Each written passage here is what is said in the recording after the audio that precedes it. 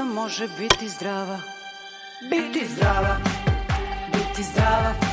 What's up guys, Mark here, welcome back to my channel, or welcome if you're new. I hope everyone had a chance to watch Eurovision this weekend. It was definitely quite a show. I sat through the entire thing, I got some snacks and popcorn, had a really nice time, and I know a lot of us have a lot of different opinions about the results. I personally will not be talking too much about that. I'll speak a little bit about it, but I won't be responding to any negative comments regarding the winners. With that, let's get into this video. This will be my top 10 after the show, so this will be based solely off the performance that we got in the grand final. And starting off this list is Norway. This is Subwoofer with the song Give That Wolf a Banana. If you've been watching this channel for a while, you know that Subwoofer has always been one of my favorite bands. I thought they were one of the most unique and funniest entries that we've had in Eurovision, and I just love their energy. They were fantastic during the grand final, both on and off the stage, especially that moment where they were just hugging Mika and kind of hogging the camera. Loved that energy. But of course, this review is just based on them on stage, and I thought their performance was pretty good. I liked the vocals, I liked the dancers, I liked everything about it. Just some of the songs that I had lower than this in my last list before the show just grew on me a bit more because I really loved those performances. Like the next song on this list, which is Poland. This is of course Akin with the song River, and this grew on me a lot. I thought Akin gave a fantastic performance. I'm kind of shocked that he did not make top 10. And like I said last time, I wasn't a big fan of the visual effects. Like, I'll be honest, I thought the visual effects were pretty cheesy and just a bit much. But his vocals were so good and his performance was so top-notch that I didn't mind it this time around. I thought it was really good. I thought it was really professional. I think he deserved a much higher result. With that, we're going to move on to my number 8 spot, which has moved up just a little bit, and this is Portugal. Now, this is Mauro with the song Saudade Saudade, and this is a wonderful song. I actually really liked it. It was really nice. It was really soothing. The only reason why it's not higher on this list is because some of the other songs that might have been a bit lower kind of grew on me a bit more, so you'll see that in a little bit, but I still think it's a wonderful song, and overall I think Mauro gave a fantastic performance. With that, we're going to move on to my number 7 spot on this list, which is Lithuania. I thought Monica Liu gave a fantastic performance. She is so professional, and I think I like this a lot more than the semi-final, mostly because the lights looked a lot better. I think in the semi-final you can kind of tell that she might have wanted to use the LEDs instead of the lights regarding the sun. However, in this performance, the lights in the background worked perfectly with her performance. I thought they were really nice, and I also just loved her vocals too. I think she had some of the best vocals in the competition this year. I think her voice is beautiful. I love the song, of course, itself. Overall, just a fantastic performance, and I'm really glad that she got a better result than the odds would have made you think. Like, the odds had her, what, like 30th? And I know it's just the odds of winning, not necessarily what ranking she's gonna get, but still, the fact that she was like 30th, 34th, whatever it was in the odds, and ended up getting a top 15 result is impressive, and I'm really happy for her, and I think she did really well. And with that, we're gonna move on to my number 6 spot on this list, which is Greece. The song Die Together has been one of my favorites since it dropped, and I was not disappointed at all with this performance. It was, of course, exactly what we saw in the semifinal. Great vocals, great performance, great lighting, great colors, great everything. The only reason this is not as high as it was in my last list is just because some of those other songs that I had in my ranking grew on me a lot more, and we're gonna get into that in a bit. This is great. I think Amanda Tenfjord did a fantastic job. I think she's a wonderful singer, and overall, great performance. So happy for Greece, and I wish they would have gotten a better result. I think they got 8th place overall. You know, in my opinion, that was a bit low. I think Greece did such a good job, and I really think that she had one of the best voices and one of the best vocal moments in this contest. But I digress. Like I said, there are other songs that I want to get to, so we're going to move on to my number 5 spot, which is Sweden. This is the song Hold Me Closer by Cornelia Jacobs. Now, this is just one below her actual spot in the contest. Again, this is not because Cornelia is bad or anything, just because some of the other songs grew on me a lot more through their live performances. Cornelia is excellent. I thought this performance was amazing. I really was impressed with her vocals as well. I love the way she's able to use that raspy voice in all of her performances. I don't know how she doesn't get tired of doing that, but it sounds amazing. It sounds authentic. I was also happy that she did well in the jury too. Both the jury and the televote appreciated this song and saw that Cornelia is amazing. So that was nice to see, because I think with this competition in particular, there was a lot of imbalance between the jury votes and the public votes. But this was one of those songs that I think both sides could agree, and did agree, that this artist was amazing and deserved a good spot. So very happy to see her in 4th. And with that, we're going to move on to my number 4 spot on this list, which is Ukraine. Now, this is, of course, the winner of Eurovision 2022, and I'm very happy for them. I think they did a great job. And of course, as you can see, this went up in my rankings. In the semifinal, I didn't really care for this song that much. It wasn't bad. It just wasn't like my top 5 or anything. But I think their performance in the grand final was amazing. I thought it was powerful. The vocals were on point. I think a lot of people will say that this won because of political reasons. Okay, sure. But the song, I think, in my opinion, is a deserved winner, and a big part of that is the lyrics. I think, yes, while the live was great, the vocals were great, the lighting was great, the staging, etc., etc. were all great. I think the lyrics are what makes this song shine. The song is about the singer's mom, but honestly, you can kind of reinterpret it to be about Ukraine also. So those lyrics really resonated with me and were really impactful just reading them again. Also very nice to see a rap song finally winning Eurovision. I think we had one like in the 2000s, but that was a while ago. That was like a decade ago. So it's nice to see that again because we don't really get that many rap songs in Eurovision, let alone rap songs that actually do well and win. So that was also very nice to see. With that, we're going to move on to my number 3 spot on this list, which is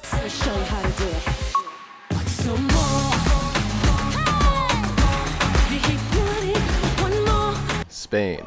This is Chanel with the song SloMo. Chanel, as always, is phenomenal live. I think her vocals were great. I thought her staging was great. Her dancing, everything was amazing. I was shocked how she was able to incorporate these new vocal elements, like some of those high notes towards the end, with all that choreography. Because if you had me doing that, I would not be able to crank out a single note after the first dance move. That was such an intense performance, and for her to be able to incorporate new vocal moments was amazing. I will say one of those vocals did fall a little flat towards the end. I think it was towards the end of that big high note she had. Honestly, it wasn't very noticeable. I caught it because I tried to like listen for stuff like that, but I'm not going to fault her too much for it because I know that doing those dances would tire anyone out, and for her, she's probably rehearsed this so many times. She had the jury final, so I don't want to take off any points for that. I think she did a great job regardless, and given how tired she must have been and how strenuous all that dancing must have been, I think she did a great job, and this is definitely one of the most iconic performances, and that will definitely stay in my playlist for a while. I love this song, and Chanel's performance just makes me appreciate it even more. Like I said, besides the vocal moments, there were some other elements that I really liked. Again, her costume, the matador kind of style, also the music at the beginning. Overall, yeah, Chanel just did a great job. One of my favorites by far, and really happy to see her doing well. Now, this was my second place last time, but there was one song that really impressed me and took Chanel's spot, and this is the UK with the song Spaceman. Sam Ryder really wowed me on Saturday night. He had such a great performance and such good vocals and just such great staging. I was shocked. Never in my life had I seen myself rooting for the UK. And never in my life did I think I would see the UK winning the jury vote. That was amazing. I was actually so happy for them. Not only did I love Sam Ryder's performance for a multitude of reasons, A, his vocals, B, his staging, C, that guitar solo at the end, but I also thought it's been such a long time coming for the UK. They got 0 points in both the jury and the televote last year, and that was honestly tragic. Their song wasn't even that bad. It wasn't my favorite, but it wasn't garbage. So it was nice to see the UK sending a really great song, a really strong performance, and also getting recognition for sending something amazing. There were commenters that were like, oh, the UK could send Ed Sheeran and they would get 0 points, but Sam Ryder proved them wrong. Overall, I think this is a great performance, and I'm so happy for the UK,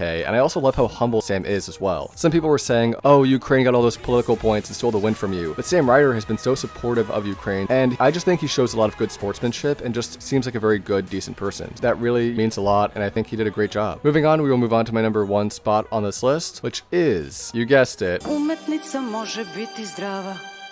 Biti zdrava. Biti zdrava. Biti zdrava.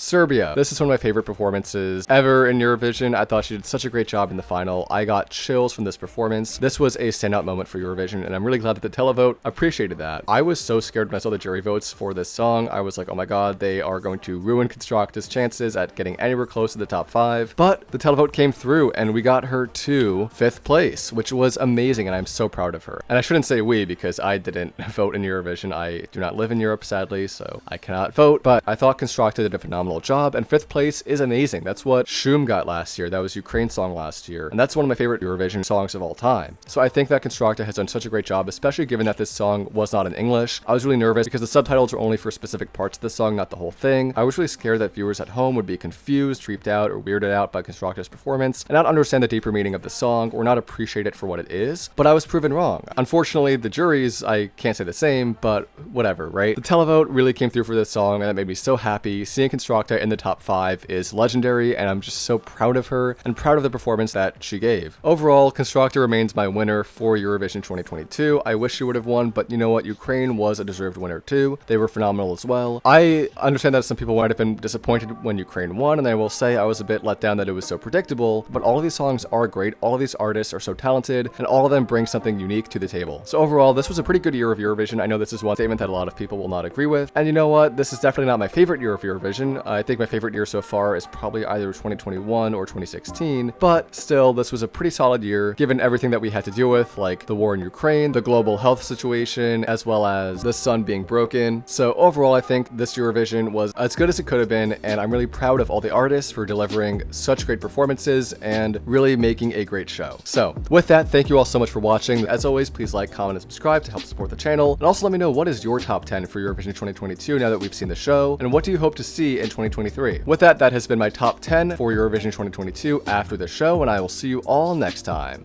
Peace.